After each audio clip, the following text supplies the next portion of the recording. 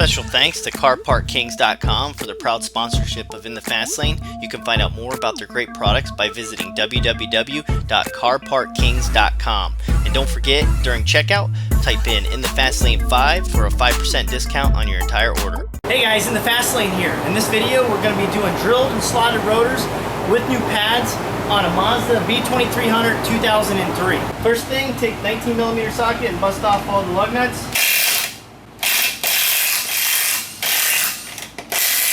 Next, just give it a good hit.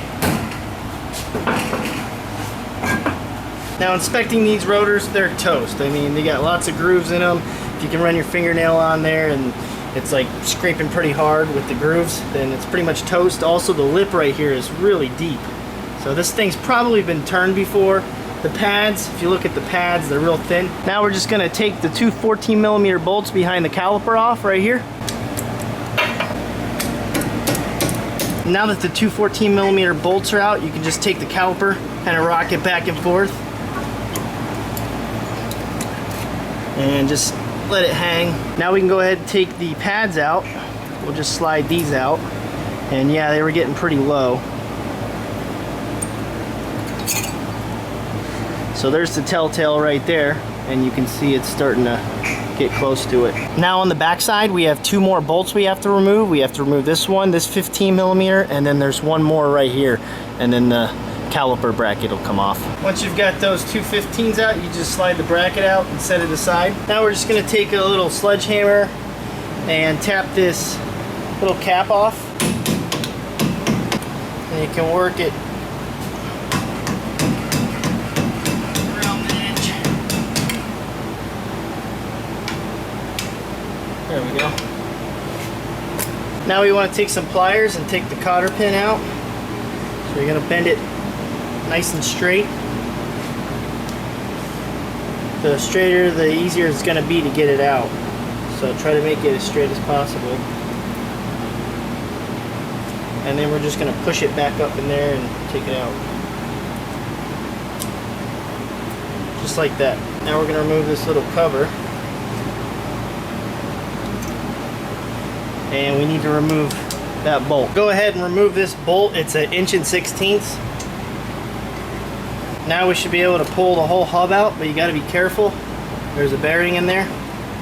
So we're going to move it forward and pull the bearing out and set it down. Don't let it get dirty because you don't want to get sand in there. We got to pack this up real good with grease later.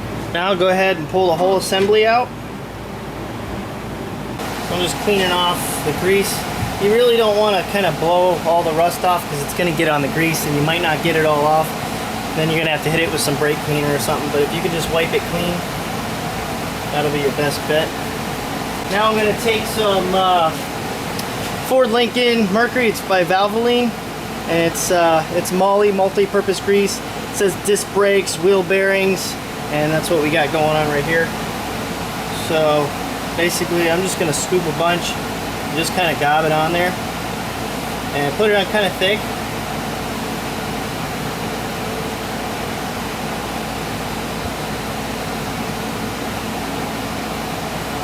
Special thanks to Car Part Kings for sending out these drilled slotted rotors. You can see here they're really nice. Some real good quality here. They even come with the same little fin right here that the original ones had. Now if you want to purchase these, there's the link where you can purchase them in the video, and as soon as you click it, it'll take you right to these drilled slotted rotors. Don't worry about the diagram because it doesn't show the drilled slotted, but it's the drilled slotted rotors. If you click this link and purchase them, then you're going to get exactly what you're seeing right here. I'm also going to take a little bit of the grease and I'm going to get it started on the inside here, inside lip, where the bearing's going to sit, and I'll go all the way inside just so it makes contact in there pretty well. You don't want any premature wearing going on. As you can see, these two rotors look kind of different, and the reason is the bearing in the back is still in here, and it's not in here. We got this seal right here. It's a little rubber seal. What we have to do is we have to knock it out from the back side. The bearing is going to push on this seal right here. This is metal outline. It's going to pop that out. we can reuse this. It's kind of like a little boot. All right, so we got a little hammer in there on the opposite side, and he's gonna tap it real quick, and it should knock it out the back end. And when we flip it out, now you can see the whole bearing setup's there, and they look just alike now. All right, so now we got that out. We're just gonna repack it real quick, just put grease all over it. I'm not even gonna clean it back up because it's pretty greasy as it is. Now we're gonna really grease up the inside of this. We're gonna put a lot in there. Like that. Then we're gonna put this over. There we go. Put the seal over it. And now we're gonna tap it around in a circle.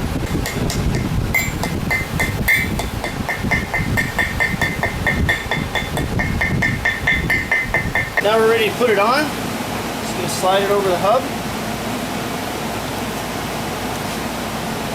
Just like that. Now we're gonna take our other bearing, and you got the washer on the back over here. Just like that. And I'm gonna take the washer off. I'm gonna pack this one real quick with some grease, and then we're gonna slide it in there. We got it packed with grease. You're gonna slide it, and obviously the washer goes one way. So just twist it on and push it forward. Now we're just going to wipe this excess off and put the bolt back on, the cap, and then the cotter pin.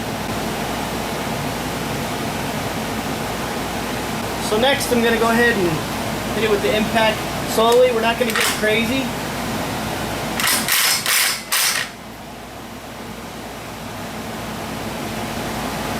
That seems good right there. I'm going to move it back and forth.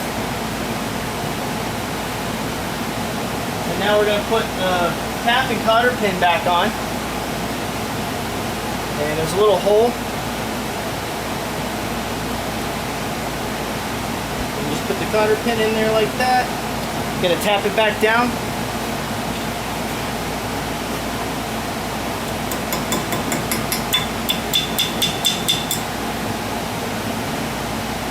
Give it a bend, and you want to bend it right so that you can put the cap back over it.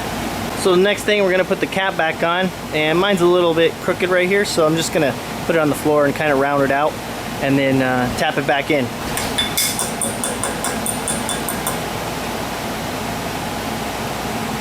There you go, and if you want it, later you can go ahead and just put a little bit of black spray paint over it, and it'll look fine. The next step is pads, and we're just going to take the pads out just like this. Those are toast. We're going to go ahead and clean up these guides. You can see in here, we're going to hit these with the wire brush, more with the wire brush right here. Once we get them nice and shiny, we're going to go ahead and apply some anti-seize right in these joints here, here, and then here and here, so the pads can slide in and out without getting stuck. These right here, you could actually pull out the guides, and if you want, go ahead and re-grease these, and then when you're done, you can just kind of push them back in like that. Same thing with this one. You can go ahead and pull them out, go ahead and re-grease them with the all-purpose grease we just used earlier.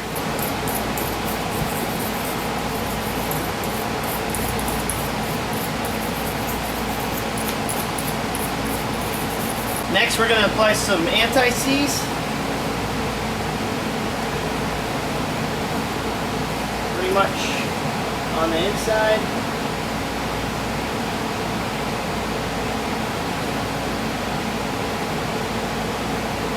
Just like that. You're going to flip it around, do the same thing. I'm going to apply it right in here.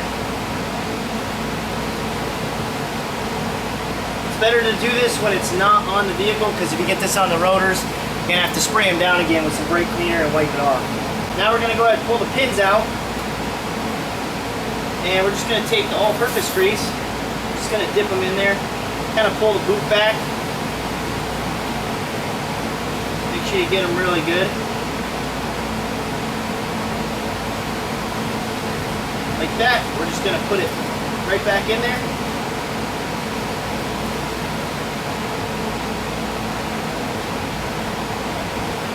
spinning them works pretty well because when you're trying to push, it's compressing.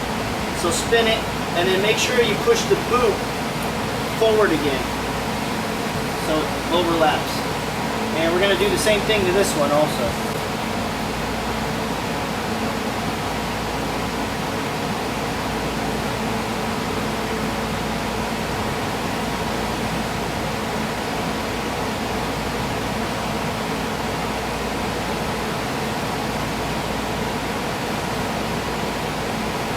Wipe the excess off.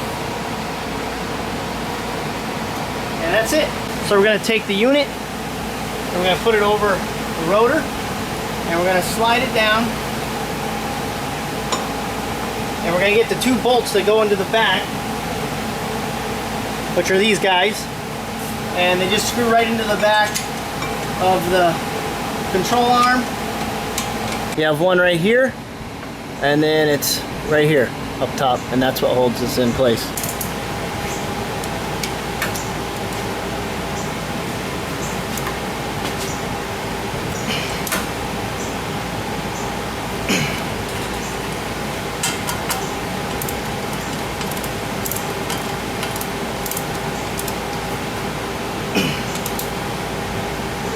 All right, there we go. Now we have the pads, and what's nice about these pads is they don't have the telltale. Now a little telltale is that little pin that sticks out that starts to scratch the rotors and let you know that they're getting low. We don't want to ruin these rotors ever, so we really don't want that. You just got to kind of keep an eye on them. So what we're going to do is it goes the way of the angle, so all we do is put that right there. There we go. We got to pull down on this. There we go. Yeah, these little tabs right here, I'll show you in a second. Mine was getting stuck.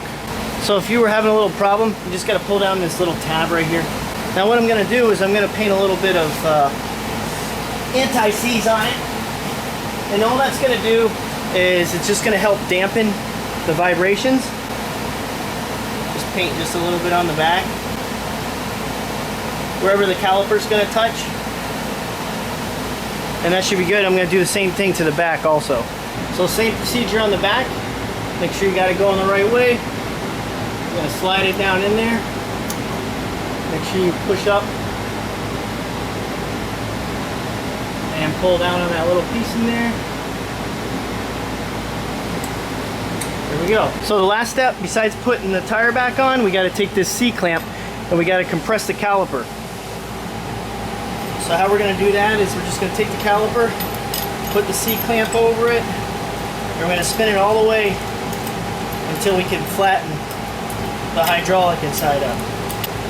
We got to do both of them because it doesn't move them. They're dual piston. So there's one. Now we back it out, and we're going to do the same thing to the other one. All right, pistons are flat. Just going to take this. We're going to slowly slide it over, and make sure you push in on the guides so it can go over. On the back here, we're going to push in on them. And that's it. Now we just take our 2 bolts and we just put them in the back of the pistons right here.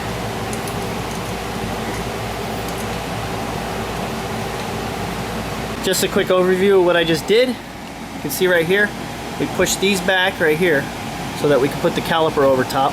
Same thing up here, pushed them back, slid the caliper forward, and then we took the 2 bolts and slid them in, and now we're tightening them right here and here. Now we're going to hand tighten them, just get them nice and snug, a little bit more than snug, and that's pretty much it. So now we just take the tire, put it on there, and put the lug nuts on there and torque them down.